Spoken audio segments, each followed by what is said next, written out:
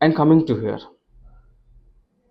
so in this perspective, at this point, what UPSC has to do. So let us discuss about reforms should brought in UPSC. Like one thing is that, so UPSC has to release the preliminary marks after the release of the result, and UPSC has to release the key. Because why this reform need to be brought in UPSC? Because recently we have seen that there were some mistakes in key that which was released by UPSC after the conducting of that particular three phases of the examination. Clear?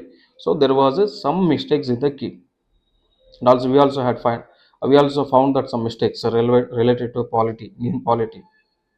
And after that, so this is the thing is happening to remove that things. What UPSC has to do?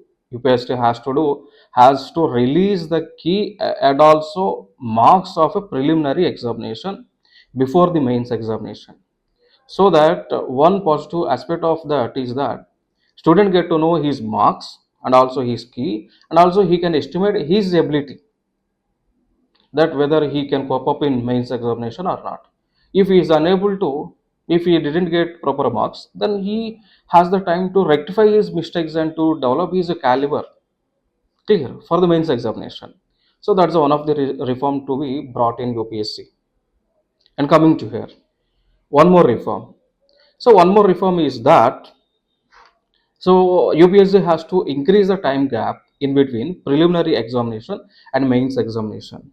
And we know that nowadays UPSC is giving up approximately 80 to 90 days in between prelims and mains.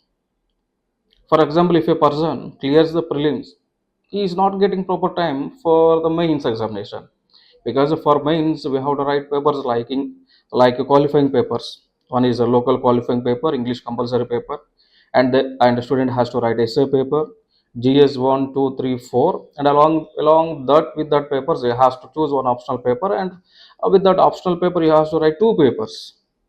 So there's a thing is happening. So finally, one reform need to be brought by UPSC is that UPSC has to give some gap in between prelims and mains examination, so that students, those who had qualified for preliminary examinations, he will get some time, okay, to develop his capabilities and strength as well as subject knowledge. So that's the one thing UPSC has to follow.